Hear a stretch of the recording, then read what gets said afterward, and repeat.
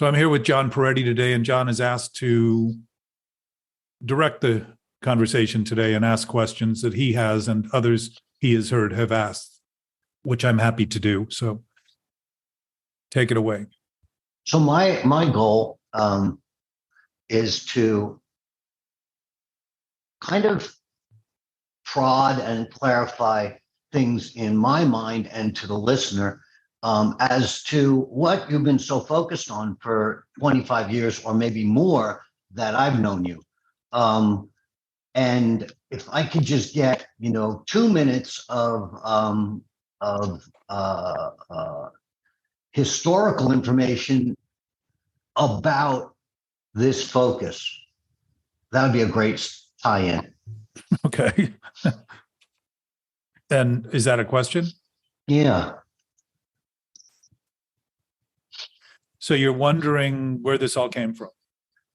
In your mind, I'm wondering how you got and when you got to a place where you felt that you were onto something. Well, growing up, I had a very severe case of feeling as though something was wrong and thinking it was me. And it wasn't until I got sober that I realized I was right. And that the thinking I was doing always had very often to do with how society was and how my parents were and how my family was and all those teachers were and all that kind of stuff. And the rightness of it was starting to see that I had never really included how I thought of them in my calculation. And during that time and through different experimental experiences I had with LSD and other things, though the thoughts preceded that. I mean, my mother was a Christian Scientist, and I was, sat with her, and she would read and talk about omnipotence and omniscience and absolute infinite realms. And that was very fascinating to me because I recognized whenever I thought of them, it did not include the kind of conflicts that I came up against when I started thinking about how things were. And so it seemed to me to be something. I remember in gold leaf, God is love, painted on the church wall. And I didn't always find the people involved to be seeming that loving in my own estimation. There seemed to be a lot of demands and a lot of requirements and a lot of performance anxiety over how people looked and appeared. And that always seemed a little awkward to me, but I didn't put those pieces together in a way that I think was useful until I got sober, until I actually surrendered to the idea that I was powerless, and then began to see that the roots of all the symptomatic 12-step programs, for instance, food and gambling and all of that, debt, overdebting, spending, drugs, alcohol, relationships, sex, all of it is rooted in thinking. And as I got sober and started to see that, I realized very quickly, when I was free from the obsession to drink and use, I started looking clearer at the fact that the problem hadn't gone away, and I'd always thought that it would. And so I realized the problem was a mental problem within my first year of sobriety, because I started looking at what was going on very accurately. And I thought to myself, you have a very serious problem, and it's mental. And I'd always had that problem. And how old were you when you got sober? 31. But this is also after 6 years of going to meetings and listening to people say things that it finally occurred to me that if what they were saying was true, maybe it was just true, and maybe arguing over it was causing the entire problem. And I had that simple bit of awareness is that I had a problem and needed help, had me call somebody and tell them that. And that single action had that day. I was stoned that day, but I knew that day that I would get a year sober. I just had, not because I was trying to prove anything anymore, because I had the freedom for the first time in my experience from the obsession to drink and use. And I started looking at things accurately, and I saw that the possibility was absolutely possible, period. And I knew it. I knew it before I went to the meeting that day that I went to, still so stoned. And so my next day was my first day sober. But I could feel it in my whole experience. It had changed dramatically from that single concession, effectively, surrender, we call it, letting go of an old idea. The old idea was corrupt. It was wrong. I had been living with it as though it was true. And that was the conflict. So the steps all made sense to me. Yes. So you found a permission-giving device on that day. Well, what I noticed ultimately, and it took a little bit of time, was that it had always been there. And it was just my own resistance to the thinking that I was doing, claiming it was real and true, that was the conflict. So if I need to give reality and truth permission, that suggests that I am the actual gatekeeper of reality and truth, which I would say is egoistic, grandiose, arrogant, and assigning way too much credit to thinking, when in fact, whatever I think, wherever it started, didn't mean that reality and truth only existed once I started thinking. That became kind of obvious, that there was something going on in the universe before humans even existed that must have qualified as reality and truth to have allowed the universe to do what it's done for us to be here now. And what is, the opposite of reality and truth? Well, in human relative terms, it would be false and unreal. In absolute terms, the opposite is the same thing, because there is no difference. It's a static, ever-present state of, it doesn't change. The simplicity is ultimately something that never changes. It's always there. It's always reliable. It's always dependable. It's always trustworthy. It's always faithful. It doesn't need hope or faith or trust or any of it. But if we trust and have faith and believe in something that's actually true, we're confirmed in the belief so that we no longer need to believe in it because we know it works. We just simply utilize it. It becomes natural just to start operating on that basis. We call that knowledge as humans, but it isn't.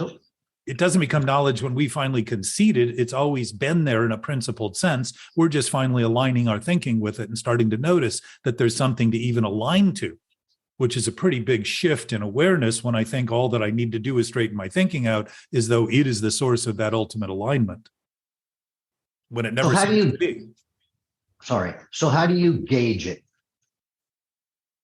Like the difference between reality and truth and false and unreal. How do you gauge that? Well, in your own mind? When I feel conflicted, when I feel irritated, when I feel anxious, I know that I'm thinking something that isn't true is true. And that conflict immediately reflects in my somatic body experience, telling me something's wrong. And to think of it in terms of I need to now figure out where that idea is to, again, try to escape the present nature of our existence and make believe it's somewhere else that always seems to be elusive, because humans have been seeking for as long as they've been seeking, which goes back as far as written history, to figure out what the solution is. While they've been the solution the whole time, they've been in the solution and of the solution, seemingly looking for it as though it's not here. If I start looking for it, I'm claiming it's not here. And how quickly would I ever admit where I am if I constantly, chronically maintain the idea that I'm not where I am, so I need to be somewhere else? If I'm looking for somewhere else when I'm always in the place I'm in, I'm just trying to pretend that my thinking will eventually get me there, when in fact it never has and never will. So the disturbance is really probably the best clue. So a lot of times you speak about about people agreeing with each other, which is a false narrative. Unless it's true. I mean, if people agreed that truth is true, it would align them with truth, because it doesn't try to complicate it with further definitions of what that even means. It just surrenders to the concept that if it's true, it's true. And that alignment makes a big difference for humans, because if that unifying force isn't divisible, it's indivisible. If it's absolute, it can't be in parts and pieces. We then, you and I and others, start functioning on a basis that aligns our nature, rather than fighting for a nature that is maligned or not aligned. So when we talk about make-believe, we also have to understand that your truth and my truth and her truth might be very different. Well, then it isn't true. And that's the point, is we can make that up and conclude that in our own thinking, that there again, it turns thinking into the creator of truth and reality. And that means there was no truth or reality prior to human existence. It would suggest that there is nothing more than what we think. I understand. And what I'm getting at here is that this word that you use a lot, truth and reality, two words, is an interpretation of a something. Or a concession that that something isn't an interpretation of anything, nor can it be. It can't be defined. It doesn't need to be defined to be what it is. It's the beginning of starting to see that if we can think in absolute terms, we can relieve ourselves of the seeming duty and obligation to constantly chase our thoughts, thinking someday we'll figure it out, when in fact, if it's already in existence, what would seem to be reality or truth, and they're the same thing. They're not divided by the words I use. I just use those as stops to just point to and think of and start. It's like the absolute being absolute and the infinite being infinite. If you can simplify the thought process by beginning to rely on something that, if it is true, certainly would be true, it stops the whole parade of attempts and seeking and searching and trying to. We largely have argued and fought over the definition of words, trying to make sure that the thinking we do about the words that we use is so precise and so accurate that when it isn't, we end up going to war with people over diplomatic inabilities to communicate. So let's talk about words for a second, because you use things like that there are negative words and then there are positive words. I don't know that I tend to focus on this, and I'm sure that I've said it at some point, and I don't always speak in absolute terms. So I'm learning. So the negative. Let's just talk about the reasons. You have talked many times about the reasons that, and you just did it in a sense about that we go to war, and that what we're doing is so thought embedded that it's creating hostilities and actions that are negative. And is that right? Well, my sense is that negativity is an attempt to negate the nature of truth and reality. It isn't, there's nothing wrong with thinking a thought that's wrong. The wrong happens when I think it's right. And all that's of a sudden, the belief, right? Well, yeah. And it's this idea that thinking can actually, that I can have a wrong thought and then I can oppose it with a right thought, and somehow I'll come to some peaceful, integrated solution. When in fact, I'm creating a conflict, living in the experience of that conflict, because the lens of my understanding now sees everything else as though it's in that same conflict. And rather than notice what I'm doing to create that, I then blame all else out there as the cause, rather than seeing my own center of imposition. The idea, for instance, very common idea is, I don't want what's happening now, which is interpreted as this shouldn't be happening. While what's happening is happening, we have thoughts that it shouldn't be happening, which is obviously a major conflict in our experience. To think what is happening shouldn't be happening while it's happening is something only happening in thinking, because what's happening has always been happening as it's been happening, always. It's not happening as I think it should be or as I thought it would be. It's just happening as it's happening. And if I am not coming to terms with that, it's some indication that I think my thinking can overcome it and deny it, which is a very common byproduct of this nature of thinking, that thinking is all that I am. So what I need to do is think more about it. And what do? Create all kinds of other obscured notions that give me some sense of propriety. So since we speak with words are important for us to impart things, between us. When someone uses the word should, it is already a judgment. Well, I would say I should do this. I should not do that. Every conclusion you should do this. You should do this, and you should not do that. Every choice we make follows that same pattern right there. It's a powerful word. Should? Yes. No, it's only powerful when we think it's true. Exactly. That's Thank you. That's my point. That Yeah. make believe, Right. when you believe something and you should somebody, I take a step back when someone shoulds me, whether, um, someone I don't know or someone that's, closely related to me. I take a step back, I listen to that word and I say, well, that's a judgment that you're making. So we'd have to agree with your judgments to understand what you want to say to us with words. It's also a judgment to say someone shouldn't do something. Exactly. It's the same word. Should or shouldn't. Well, but it's also a judgment to encourage you to do anything. There's always a basis in our thinking that justifies what we're doing because we always want something from the choices we make. That is not exceptional. But as you just noticed, it's this idea that what we're doing is truth and reality. When we cross that threshold and make believe it's true in reality, now we're challenging the underpinnings of existence by simply claiming it's up to us to conclude it, rather than see that we are byproducts of it.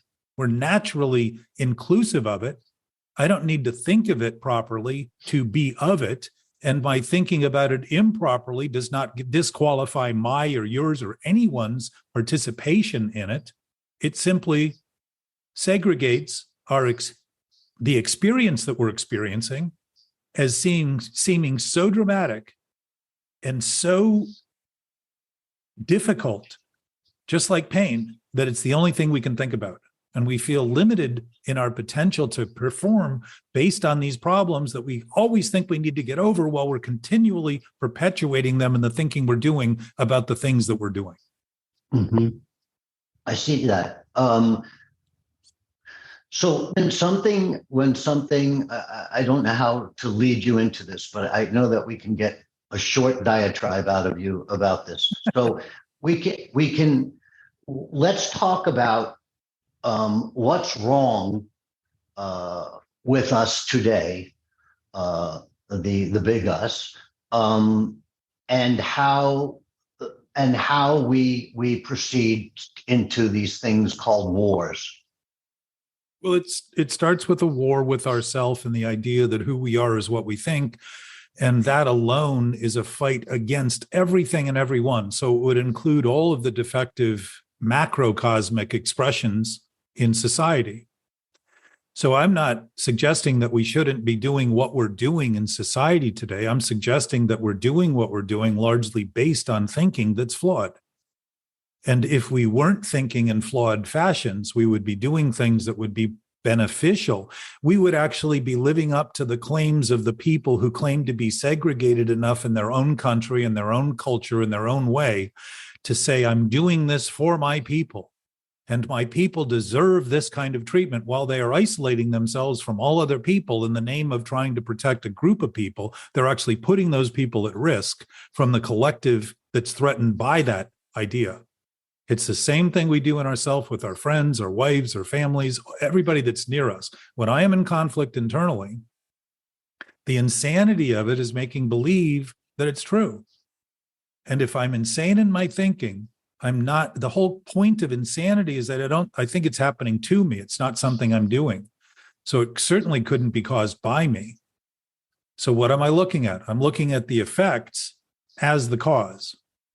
And if the effects have a cause, that's one way of trying to pretend I have nothing to do with the cause, by thinking the effects are the cause. What I'm most affected by is what other people do and how they treat me and how they talk to me, and they don't believe in me and they don't think like I do. And all those things seem to be incursions against myself, when it's actually only a self I think of I am, because I think my thinking is the source of reality and truth, or when I think my thinking is the source of reality and truth.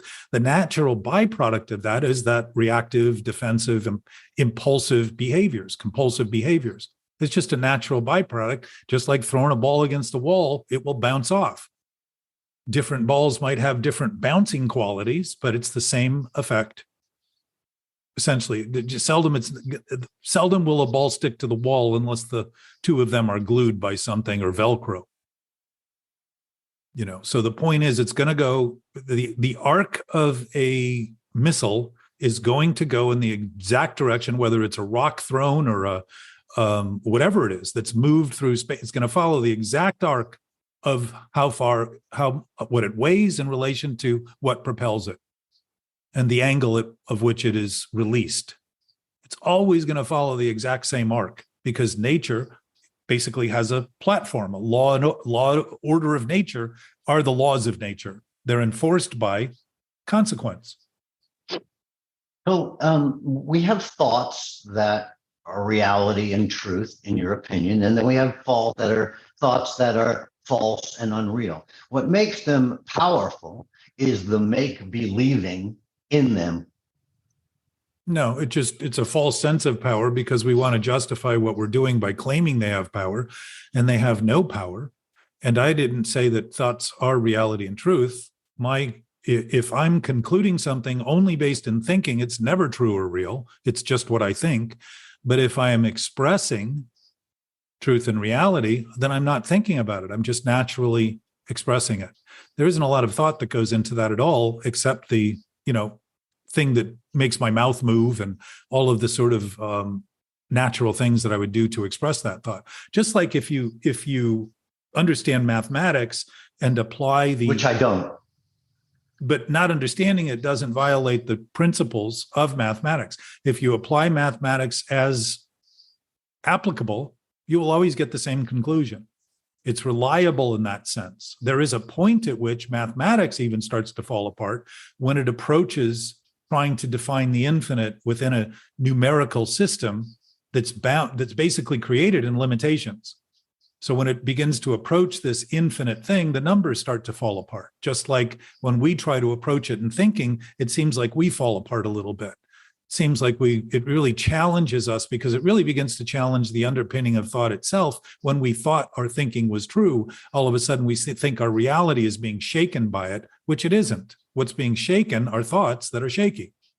They're already shaky. Well, what I struggle with is understanding how you see truth and reality, because not everybody would see truth and reality as you see it. So but if it's true and real, our seeing of it is irrelevant. It's still the basis. It's still the basis of our existence. But what if it is not true and real, and only you believe it is? Then we would not be anxious or depressed over lying and cheating and stealing and being in conflict with ourselves. That would be our highest calling, our greatest achievement, and completely fulfilling. And it does not seem to be, given how people operate. So let's talk about that for a second. Sure. So how so do you see what you just cited? Well, if false is true, then there is no truth. And if there is no truth, lying would be the high point of our capacity. So we would be speaking in only make-believe, in only imagination, as being what things appear to be. They would have no substance because their substance would be a lie. So there'd be nothing there other than a vacuous imagined idea, and thinking would be all we are. It would be our highest calling, when in fact, if we concede truth is true and reality is real, the basis of our thinking starts to express it in ways that we wouldn't even imagine possible, because we just start naturally functioning on a level that is based on stability rather than the instability of making believe it's thinking that creates reality and truth. If there was no basis for it, we acted on it, our actions would never lead to any form of peace or any form of calm, because it would be constantly reinforcing something that was disturbed. What I'm suggesting is that this may be, a Houdini-like magic show that we're looking at. Well, I would say it is an illusion to the degree that we see it. We see forms as reality. Forms are not reality. They are byproducts of the potential of reality to be expressed. Because the essence of forms, we don't see at all. The subatomic structure is still being struggled with the seeming greatest minds on the planet in terms of physicists trying to figure out what's going on. I would suggest we all know what's going on because it's been going on as long as we've been. It isn't in question. It isn't in doubt in terms of what it really is. All that's in doubt is what we think of it, because we don't think of it accurately. If I can concede today, here, now, that it is what it is, and start to live with it harmoniously as something that's always happening, then I begin to create a relationship with something that I can actually grow and learn from, because it's been speaking the same language by expressing itself in whatever way it does what it does, as long as I have existed as a human.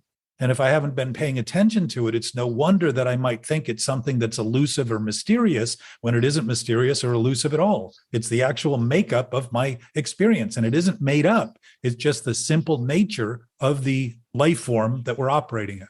So if you think of our bodies, when our bodies die, people struggle to be transformed during life, but death is the ultimate transformation, because it actually allows the nature of the essence of our body to return to the elements that it's always been made of.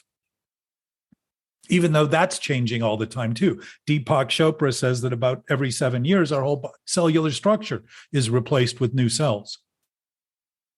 So even within the body that we think is so fixed, it's being completely altered on every moment into new molecules. Its makeup, meaning what it's made of, is constantly changing. And yet it appears to be the same. I think the body's the same. It's changing all the time. So to a degree, that is illusion. Yeah, I would say that Deepak Chopra is an illusion also, but I'm not here to talk about him. I'm here to talk about you. So let's go back to your version of nature, and an example of your version of nature is what is truth and reality. Is that correct?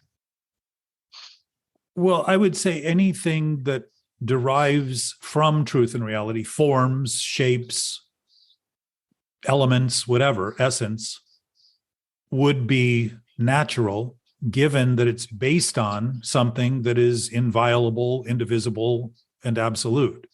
So it would have some inherent texture to it that would be natural. That also means that functioning unnaturally will have consequences that are consistent. So to think they shouldn't be happening when I'm functioning unnaturally is to again think that I can turn what's wrong into what's right, rather than start to see that what we're doing on the planet is what we all want to be happening, or it wouldn't be happening. We would want something else and it would be what we want. We want what we choose. We want the consequences. We just don't want to, we want them thinking they'll only be what we thought they would be. Again, thinking true thoughts are true. We think our only expectations are that it will be what we originally thought. And then we feel dashed hopes, when in fact consequences revealed to us our real intention, the actual intention, as being what we actually chose, not what we thought we chose. So that the division between the two, or the seeming separation, is the difference between my limited thinking and my absolute knowing. And it's not mine, it's ours. I think of it in personal terms because I have a body to speak from and hands to move and choices to make. But it is no different for anyone, because we're all operating on that same essential platform. So I would say it's natural for us to make choices. It's natural for us to breathe. It's natural for us to be healthy. Until we do things that we think are sick, are healthy, does our body start conveying things that undermine its ability to actually be healthy and heal naturally. To fulfill its potential, to realize its actuality. And my sense is self-realization and self-actualization is actually realizing what's happening. And if what's happening is I think I have a self born in thought, then I have an illusion as a source, which is delusional. And effectively, I am maintaining mentally ill ideas, sick, insane ideas about reality and truth, which seems to be why there seems to be so many opinions over what reality and truth are, when they can't ever be any more than they are or less than they are. They just are what they are. And that concession is a very big shift in thinking, because intuition based on is defined as knowledge beyond reason. It really allows thought, understanding, reason, logic, all of the things, rationale, justification, all of a sudden to be seen as something that we do in thought. And that anything that's real or true doesn't need any of that. It doesn't need belief. It doesn't need hope. It doesn't need faith. None of it, because it already is what it is. There is no challenge to that except in the thinking we do. That's the doubt is created by my doubtful thinking, not the doubtful reality and truth that exists. So how does belief change thought?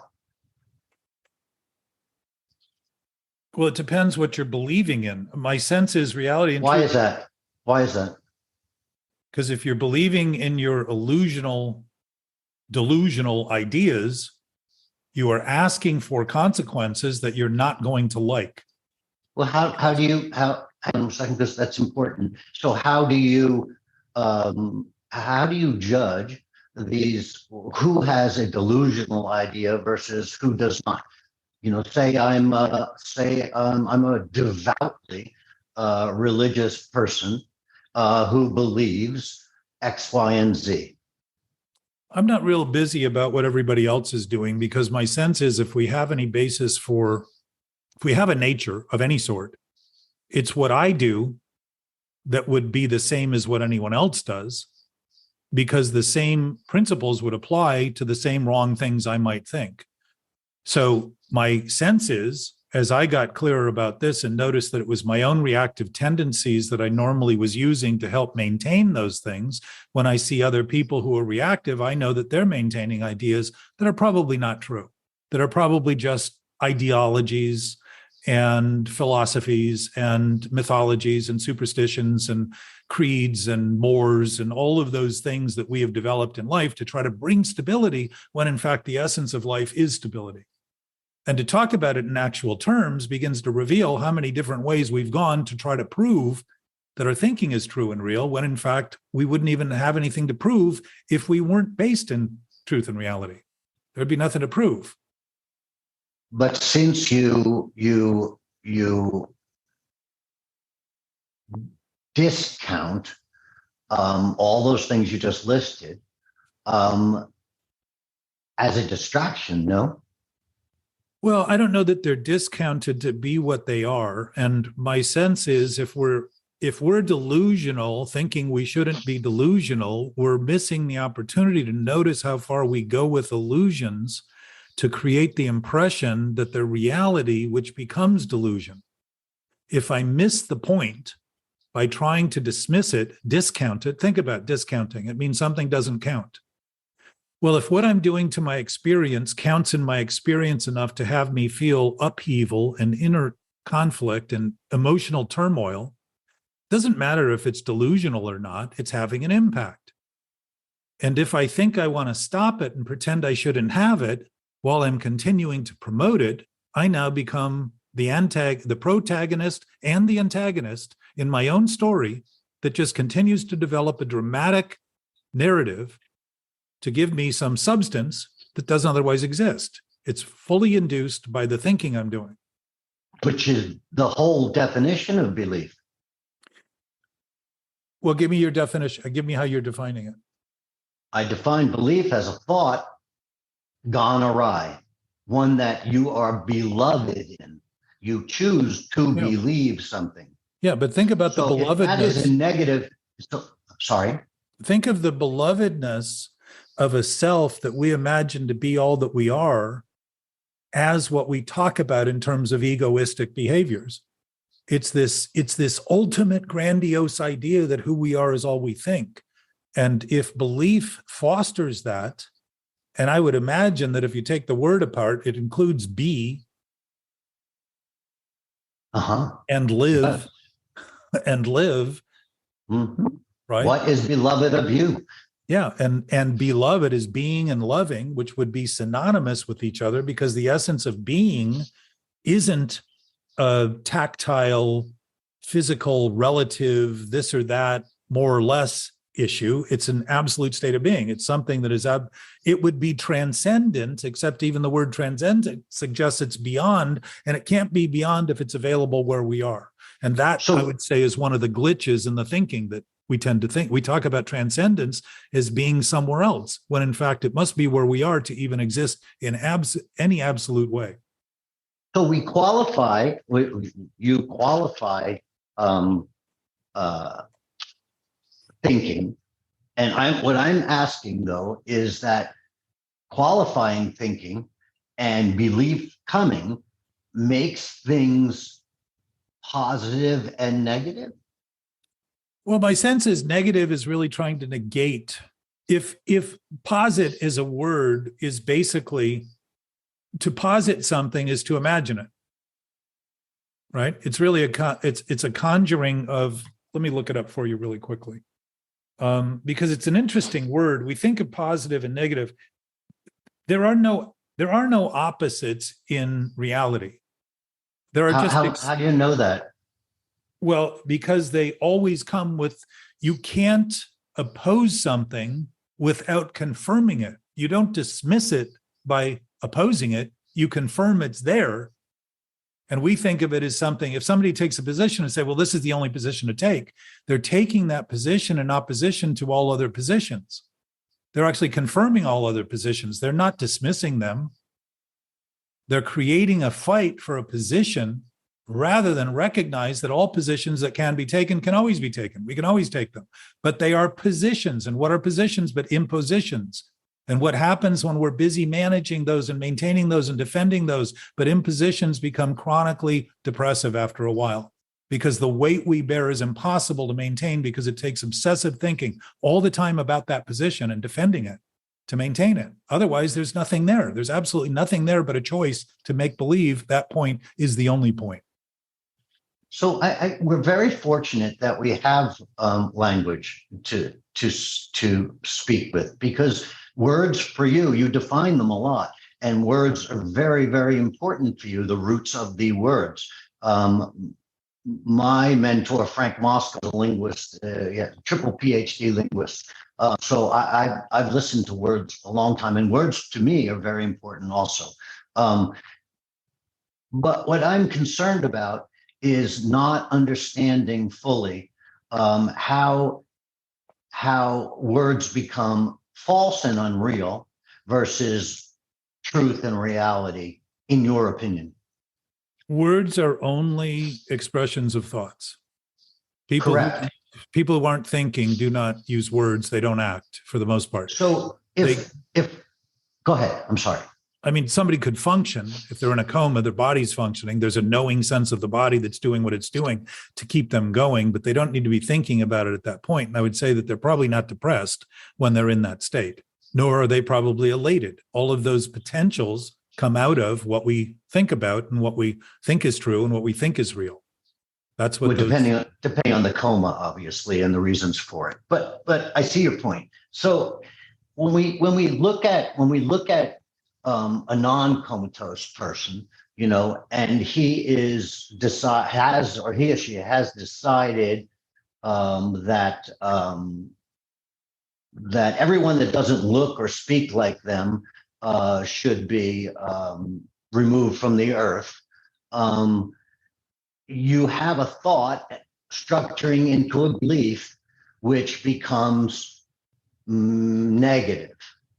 Well, or false or unreal, or again, if you're positing it as reality and truth, you are negating reality and truth, and you can see the conflict right there. Yes, but these are beliefs that this person has, and you cannot talk them out of their belief. They just speak louder and faster to you. Well, if you're relying on what everybody else is doing and not what you're doing, you're going to miss the chance to have the impact that might give them the room to begin to consider things they might not otherwise consider, because you're seeing them as doing something you're not doing as separate. You're reinforcing that doingness in them rather than starting to say, wow, I do this exact same. I have different names, faces, and places attached to the things I do this with. And because those are different, I think it's them and not me. And start to see that we're all party to this collective that's mental correct illness. The other thing to notice, John, even in your description, is that a coma occurs whenever we're preoccupied with thoughts about things that aren't happening as all that's happening. We actually go into a white light coma while we seem to be awake. We're asleep. We're asleep at the wheel because we are fully engulfed in ideas that aren't true. Not fully, but to the degree that we're paying attention to them. Think of the distraction that takes. So I would suggest that ADD is largely simply not paying attention to what's happening, because we have developed a culture of people who are fighting for ideas that aren't true in the name of truth and reality, and putting all of their energy into it while avoiding what's actually happening. Now, they're not really avoiding it, but within the confines of their thinking, their avoidance of it is the ignorance of it, the ignoring of it, the numbing of the desensitization of their own experience becomes their life cause, which is actually a suicidal tendency of impulsive, reactive, and compulsive behaviors. So do you think that a person can be not present? No. Good. So what is the coma that you're referring to? An unawakened state of being, where we're thinking is all that there is. We're actually asleep to all that there is. And just like any bad dream, the only thing that seems to jolt us out of those dreams is pain, just like a nightmare would. We don't tend to get jolted out of dreams we're having that are ecstatic, floating or flying dreams. We don't tend to all of a sudden, I don't anyhow, my experience is when I have dreams of being able to elevate and lift off and begin to guide my movements in midair simply by thinking and wanting and moving, I don't have any fear of heights. But if I stand at the edge of a building, some human made 30 stories up, I don't feel that comfortable. I can stand on a cliff a lot easier that's much higher than on a building made by people. You're still referring to in dream. Well, even in my own experience, but that's part of a dream state, to be intoxicated enough to make believe that what's happening is solely what I'm thinking about is happening, rather than notice that there's a lot of underlying issues that are going on that I'm not even paying attention to come to the conclusions that my thinking is using. So people speak about not being present. Yes. I wasn't present. I want to be more present. Yes. And so what do you tell them about this linguistic notion? Well, that they're present thinking they're not present because they're thinking about things that aren't happening. When I'm thinking about delusion, I'm thinking about illusions as reality and truth. What else am I going to do but continue to think about them? Because if I stop, there would be nothing to think about because they aren't there other than the insistence of my own thinking to continue to maintain the narrative, the imagination that they're there. And if I am at the center of the there I'm talking about, my life becomes threatened by not thinking obsessively about lies. All of a sudden, I feel very sensitive to other people's reactions, to their thoughts, and become very reactive to what others think. And I become very concerned about what others think because I want to promote an appearance, because my appearance is everything, because I have no substance in the thinking. So all I do is project an appearance to sell the ideas that I'm trying to promote that aren't true to others, and I call them friends. And they're not friends if they're helping me get sicker. Right. Nor am I a friend to anyone who I help promote the narrative that who they are is what they think. Right. I understand that. And I briefly touched on that before, how the agreeing and the disagreeing make a situation that can cause like symbiosis, meaning that we're not by agreeing, we are not helping the situation. Is that true? Well, if what we're agreeing to doesn't exist, our agreement, like you're asking about belief, is that we're starting to use this collective sickness as justification for this kind of conspiracy of others thinking wrong as support for our wrong thinking. All we're doing is creating a collection of people who are less healthy as a result of what I'm doing, rather than start speaking in terms that are accurate enough to help them see what they're doing. not because I tell them that, but because I do my best to speak in terms that are clear enough, which I don't always do because I'm always learning. You've helped me enormously in starting to challenge some of the ideas, which a lot of people don't bother to challenge because they're often caught off guard by the whole conversation and end up disappearing for 2 months before I hear from them again. They don't know what to make of it, so they just wander off and continue to make what they're making of things while they have this notion that something else may be going on. They don't quite know what to do with it because it's not a word-based essence. Our knowing nature is not in words. Right, but these are, as we spoke about before, that these words are very, very important because without these rooted words, we wouldn't really have a handle on what the fuck we're talking about. See, I have spoken about this with you before because what I said once is that maybe that this meetings that you have, maybe they could be all about silence without words. They are. And exactly. And let's look at that because I brought that up once before. And that by having a silent meeting, are we not doing what you want us to do? I know that that's hinged right there, but it's not that you want us to, but you think that understanding that silence is a benefit. Well, I mean, this really takes it to the heart of the discussion, John, and we don't have. That's why we're here. Yes, thank you. And we don't have to think we know to know. Because if we're talking about a knowing awareness, we can't be talking about something we don't know. So if we're talking about it only as we think it is, we're starting to immediately discount it as something we don't know to once again give credit to thinking as being all that we know. And that would again attempt to dismiss something that can't be dismissed, reality and truth. Something that doesn't change can't be dismissed. It's not optional. It's not negotiable.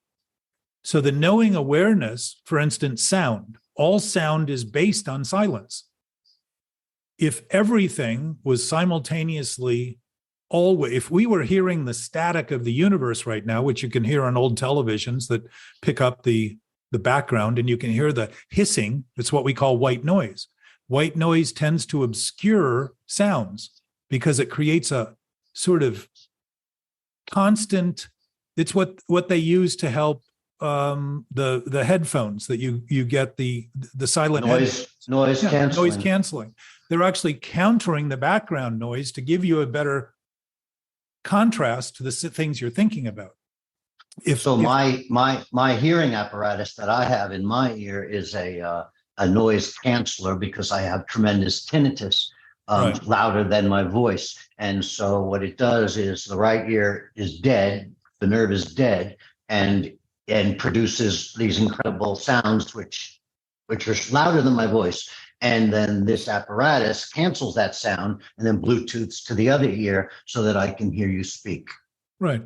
So it's bouncing off of silence because silence is it's like a canvas, John. You being a painter, the canvases tend to start white. Gesso tends to be white, right?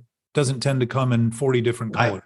I actually tinted all my gesso, but that's besides the point. But it is a titanium base, yes. In its tint, it creates a conformity of color as a backdrop so that you can do whatever you want on top of it.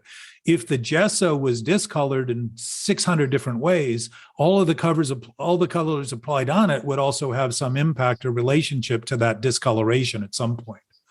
Yes. You'd be overcoming it to some point. So the point is that white light, as an example, has no shadows in it. It has no variation to it. And it isn't something most of us have ever seen. But if you talk to people who have these near-death experiences, what they tend to experience is a white light that is very pure, very whole, very completely uninterrupted. And it's happening to people very often whose heart isn't beating, their eyes are not working, and they're witnesses to not only what's happening with their body and the surgeons and all that kind of stuff, but they're also witness to this awareness that's absolute and pure. Now, my contention is we have gone so far as humans to make believe it's up to us to come to the conclusion of reality and truth that we are so desensitized to this knowing awareness that we're constantly looking elsewhere rather than beginning to concede it's absolutely always been where we are, each of us, everyone. And if it's absolute, it can't be based in dimension. So it always just seems to be there where we are, only because we're witnessing things from a human perspective with bodies. So we think of it as here and now. There is no here and now in an absolute space because there is no time in that space, or nor is there dimension in that space. And looking at the dimensions that are defined by humans, first, second, third dimension, fourth dimension, fifth dimension, sixth dimension, as those dimensions grow, the idea of things being separate, I think, disappears in the fifth and sixth dimension, which is just beyond time and space. They're just illusions created within a realm. Our bodies are designed to see what they see based on how bodies are designed. There are elements to what we're looking at that we don't see, just like there are things that people don't hear, like dogs hear. Dogs can hear sounds that we can't hear. They have sense to sense things that we can't smell. It doesn't mean those smells don't exist. It doesn't mean those sounds aren't being made. It means our body has specific limits on what it does. So to create the idea that our limited experience is reality and truth is to miss all the other options of knowingness and awareness that are absolutely inherent to our present existence here, now, as far as humanity goes. So is knowing awareness subjective? No. Why is that? Because it's objective. It's an absolute state of being that doesn't have any parts or pieces, so it can't be seen from a point of view because there are no points to view. It's an absolute, seamless, natural state of being. It's not even an emotional state. It's a blissful state because it's beyond emotion. It doesn't operate in the realm of limited emotion. It operates in the realm of absolute awe and awareness. How do you know that? Well, I witnessed it when I got stabbed.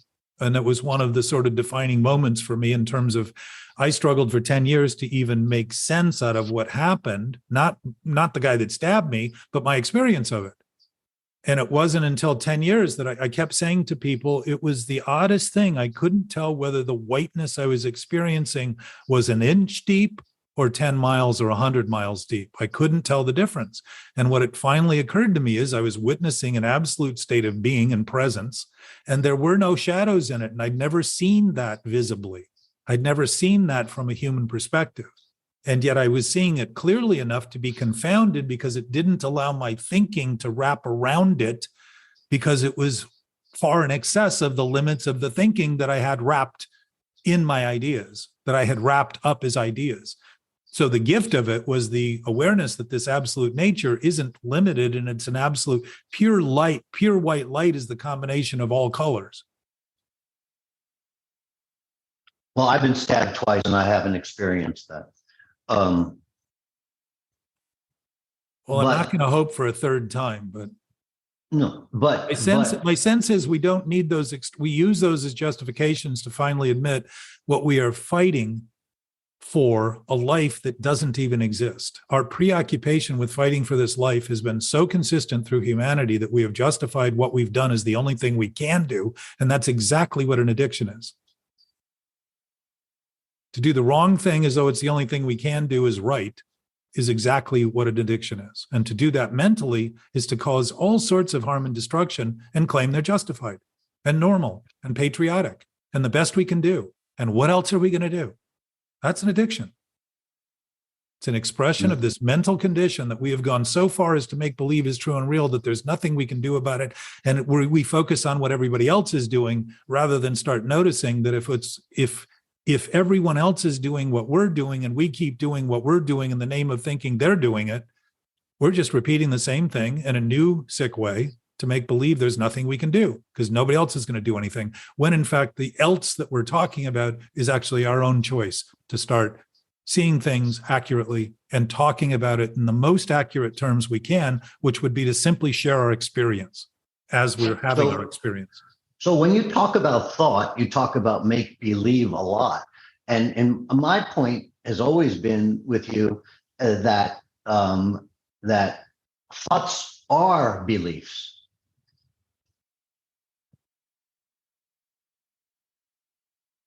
Okay. I think belief to a degree,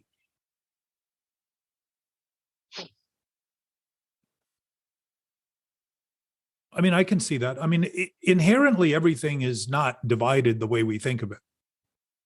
Inherently, everything is everything. Even but within, let's even just within a focus for a relative. second Well, I am. on this. I'm I know, focusing on but thought being belief rather than distinct. So I'm yes, seeing your point from a broader view and starting to say, yes, we wouldn't be doing it if we didn't believe in it.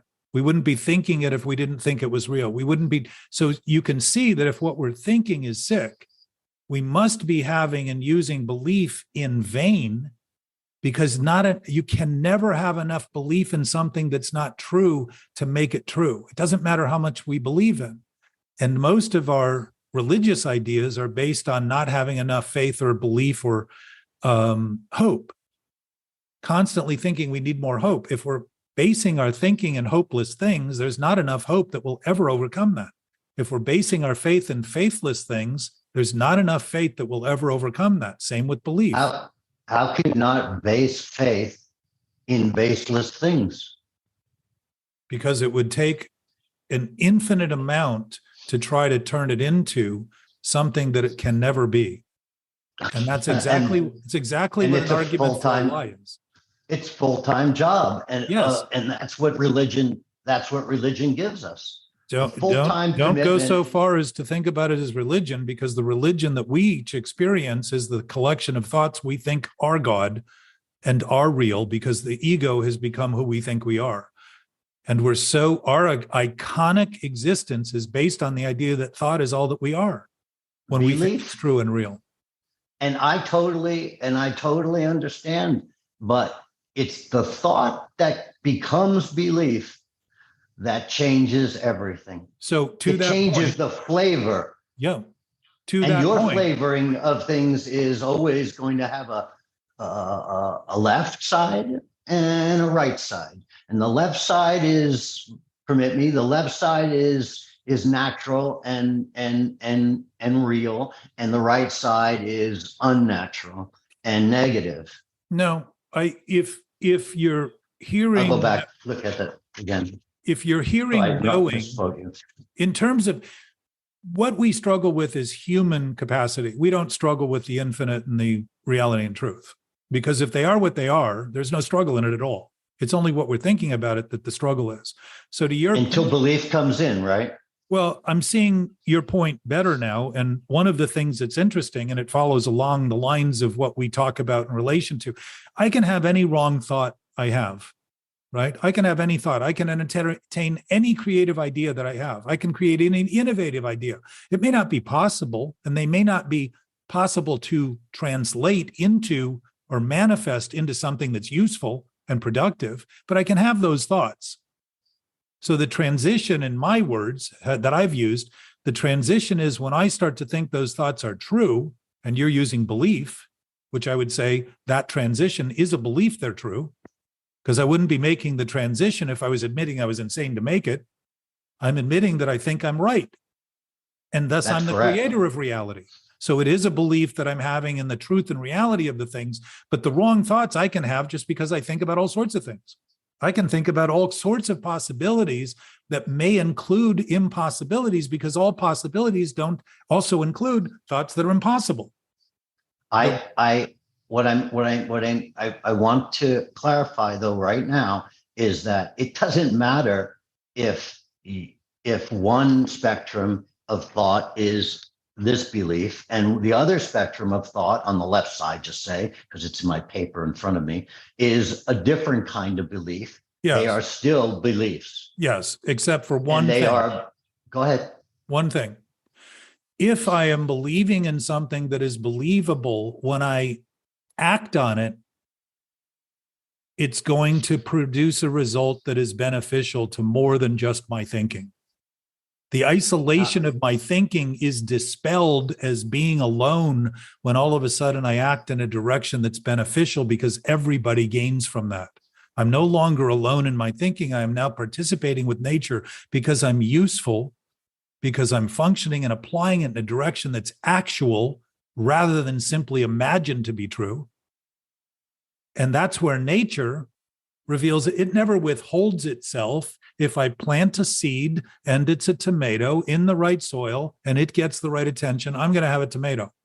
I don't need to believe in that for that to happen. But if I don't believe in it, I'm probably never going to plant that seed. So let's just stick with nature for a second and what we know and what we don't know.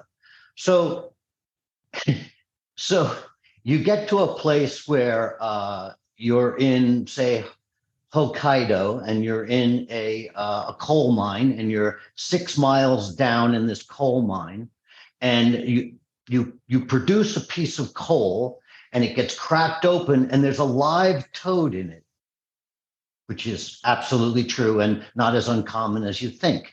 And the toad lives for approximately an hour, and then he dies. But he's in 3 million year old coal.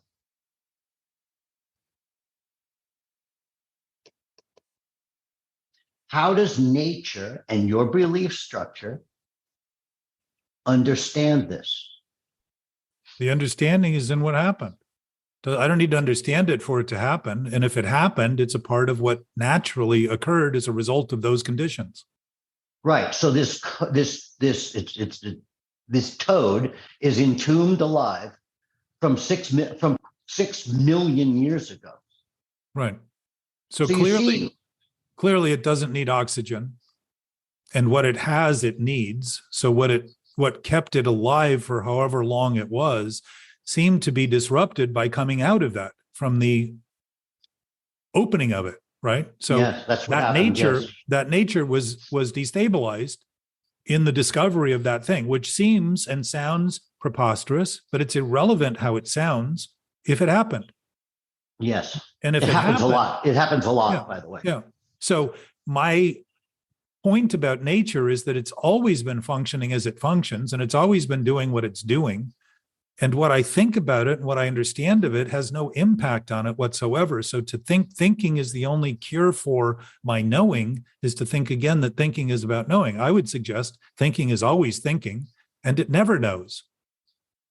And the potential to know is the expression of a knowing sense that never thinks, because it has nothing to think about, since it already is everything. It already is the essence of reality and truth.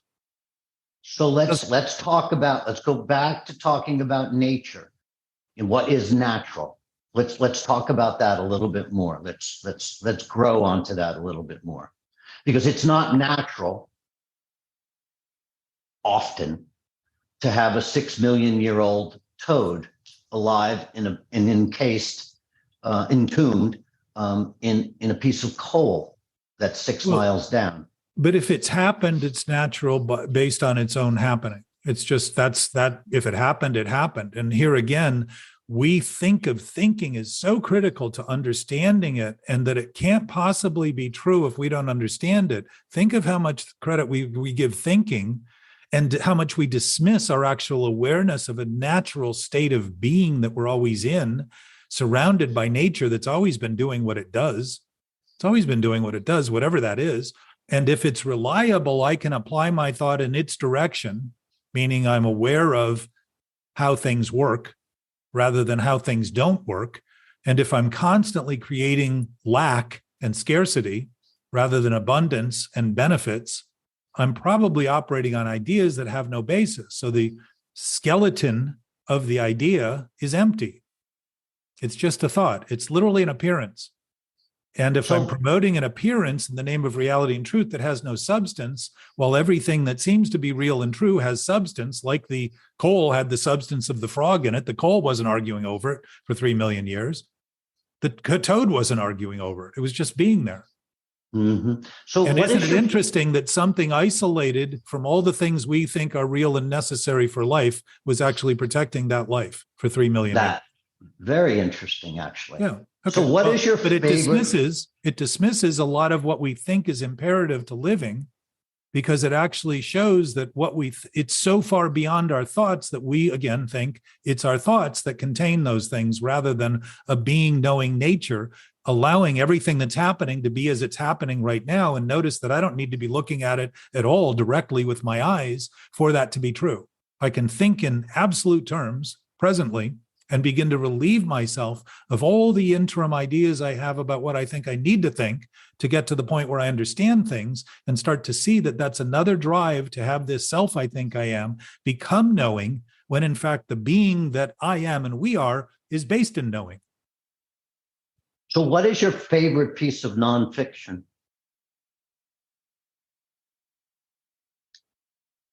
You know, I read Alan Watts' The Wisdom of Insecurity took me a year to get through it. It was 100 pages, but I don't tend to read any faster than I really know it's time to move on. So if I read 2 paragraphs and it's really offered me some levity, I just sit with that for a day or so and just sort of contemplate it. And I go back. And so it takes time. The Course in Miracles took me 18 months to read 600 and some pages, but I did it became apparent that if I read beyond, I wasn't really comprehending. And if I stuck with what I comprehended, I had the chance to allow that to seep into my experience a little bit. So I did that with his book for 5 years in a row. And I found, like I do with the big book, it's every time I read it, it seems to have some illuminating aspect, which indicates that I have some very underutilized thinking going on, and or things that are dark in my thoughts, meaning that they're not illuminated. They're actually like the toad probably didn't see a lot of light during that whole time and didn't even know there was light to see. And when it finally saw it, killed it. It actually dismissed the life that had been maintained in pitch black darkness that we would. The reason I brought up the toad is because we talked about coma. So that's why. So my favorite piece of nonfiction is a book called Technosis, which is TECHGNOSIS, I believe. So it's just a wonderful piece of nonfiction. But and also, just as we stick with this comatose, this toad, do you know I know you know one, but do you know the 2 mammals that hibernate?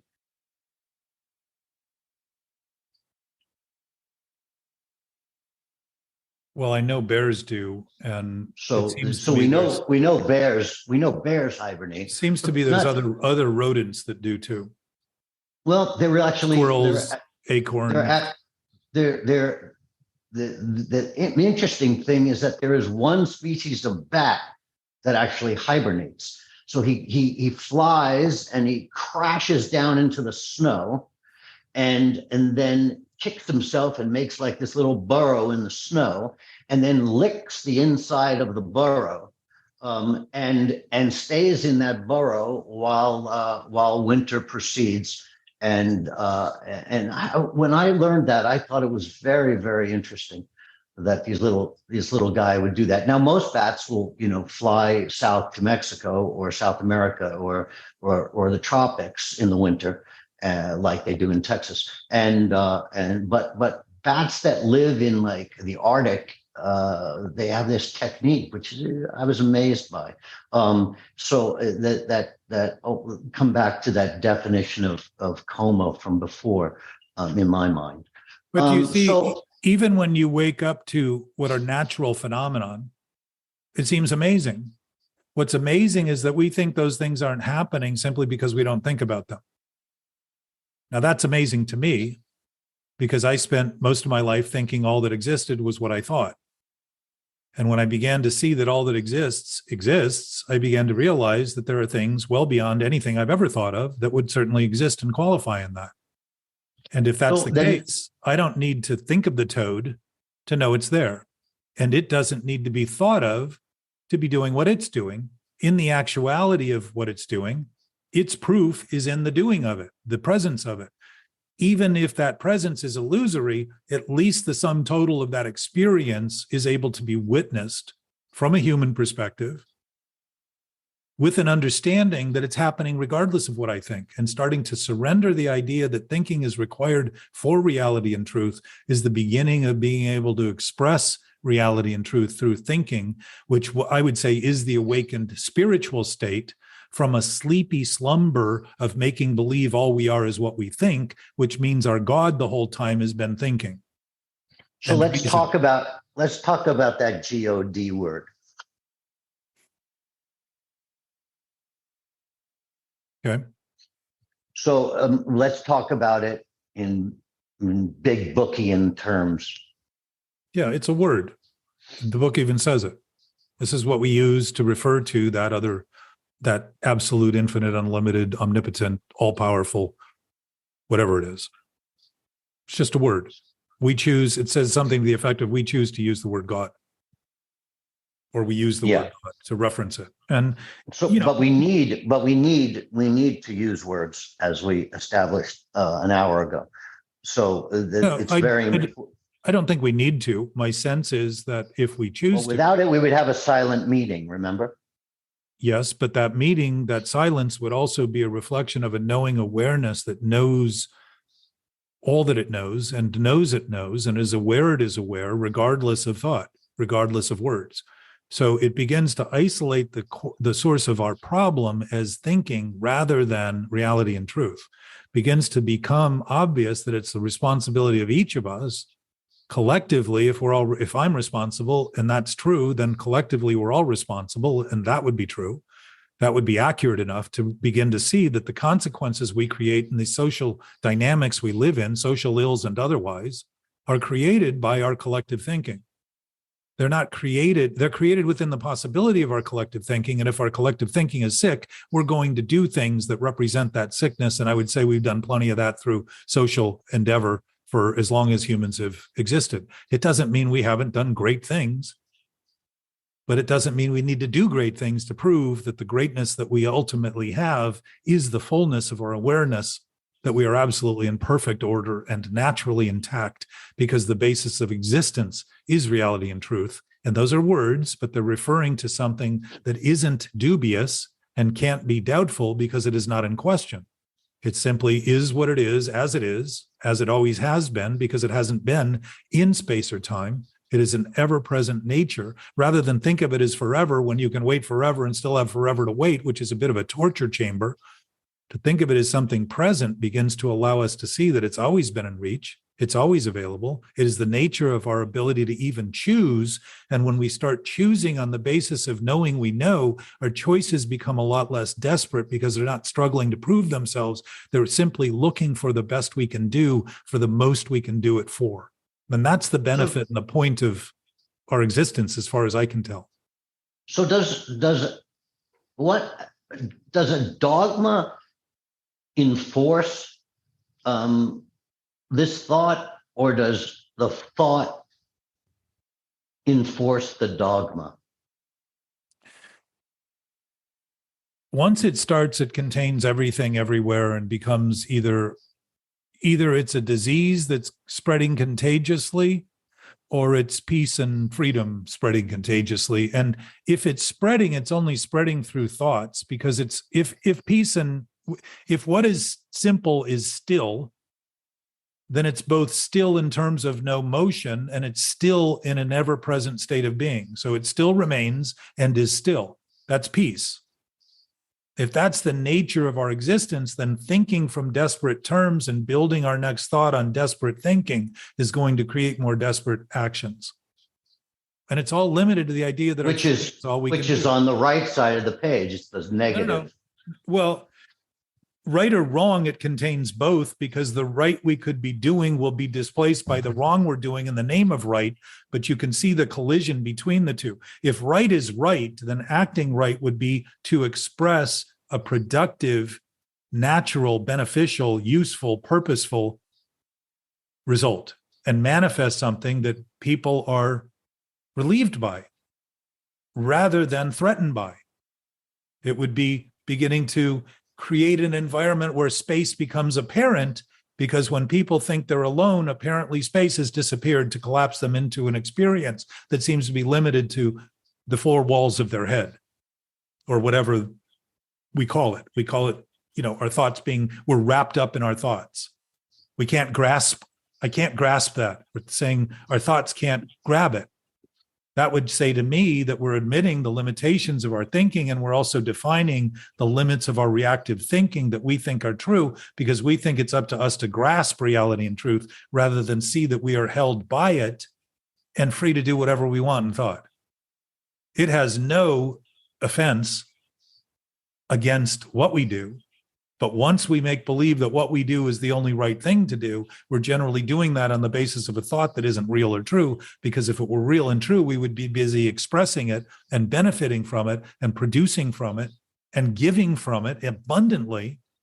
We would be in full, not flight from reality, but in full awareness of our potentiality, of our realization of what's actually happening, our reality.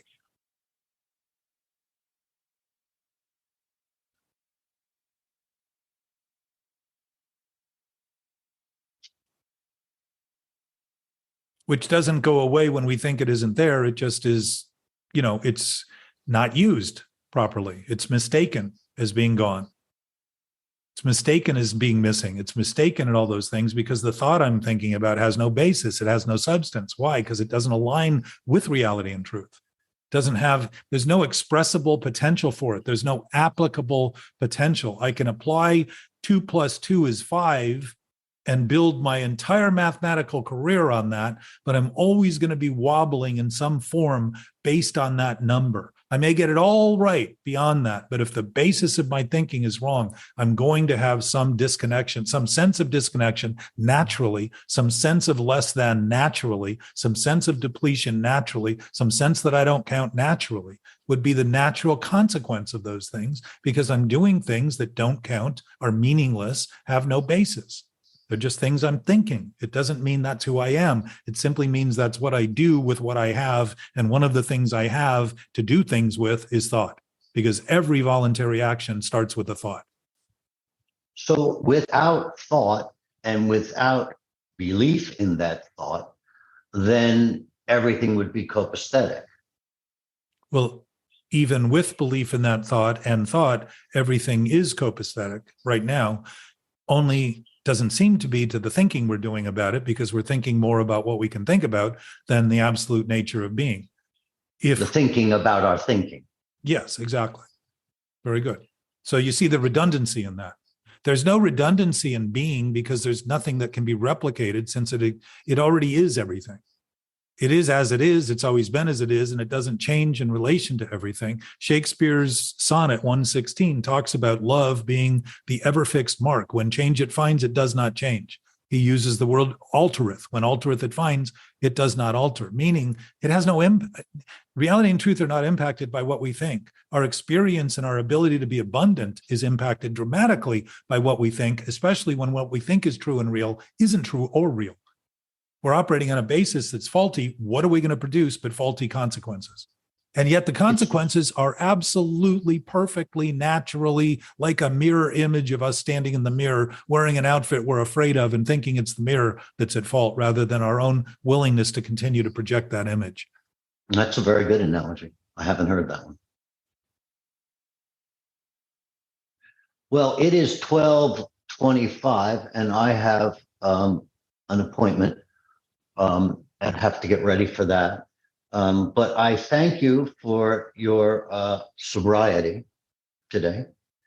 And hopefully, I asked some questions that others might have asked. But thanks, because I have some answers on my paper that I did not have before this time period. So now, in a quick wrap up, as you leave, begin to contemplate things as you normally do, and begin to contemplate things in relation to the things you would abnormally do, which is to think about these new thoughts that you wrote down. And see if there isn't, even in your own experience, because I don't say these things because I want everybody to think I'm the only one. I say these things to begin to reveal to people that we have an intuitive sense that's an absolute knowing sense. And when we begin to align any thought with it, those glimmers of awareness, those moments of clarity, we call them in sobriety, become moments of clarity because we're no longer busy obstructing what's going on. And those moments often lead to a sense of desperation because they reveal the enormous capacity we've had to make believe all we are is what we think. And when that gets revealed, you start to be a little depressed about the fact that you've spent a lifetime invested in this idea that wasn't true, never will be true. But the awareness of it begins to allow for the diminishment, in one word, but I would say dissolution, because it's like putting a drop of arsenic in the ocean And if you compared that to putting it on your tongue, there's no impact on the ocean whatsoever because it's so vast. And when we're talking about the infinite is so vast as to even not allow points to exist. Because you can't make a point within an infinite realm. Because everything, like in a holograph, every bit and piece is represented anywhere. And if I choose a point, I choose all points simultaneously. And when I start thinking about a relative experience that way, it starts making more sense that when I choose a position, I'm also confirming the other position rather than denying the other position. So there is no fight in the confirmation of it. There's only fight in the imagination that I'm denying it, that I'm fighting it, that there's something to fight for. So I think we should title this Jack on Jack. No, I'd say John on Jack. But listen, this is very enlightening. I appreciate the opportunity greatly. And I want to continue this based on what I just said, because I want to hear you come back and talk about things that are starting to occur to you, as you have, and we've had together, that I'm not provoking, that simply a discussion about these things in an environment that allows you a chance to hear things you maybe thought you never heard before, but maybe you've known all along, and start to say, oh, this intuitive sensation is pretty awesome. And it's invigorating because it's inspiring, because it is in fact spirit in the term we use, because it is the actual awareness of something that isn't bound by thoughts. And it isn't haunting like conjured images of ghosts that we create to make believe that the thinking we're doing that is haunted by vacancy of having any substance creates this image and likeness of a hateful, spiteful creator that we use to blame, rather than start to see that it's our own doing that's causing that in our own experience. That if love is love, that's the nature of existence. That's the ultimate bounty, because it never ends. It never gives, can't give enough because it gives all it has. And if that's the nature of life, then that's where we are right now, simply squandering it with the ideas we have that aren't true. On that note, color me gone. Love you. Take care.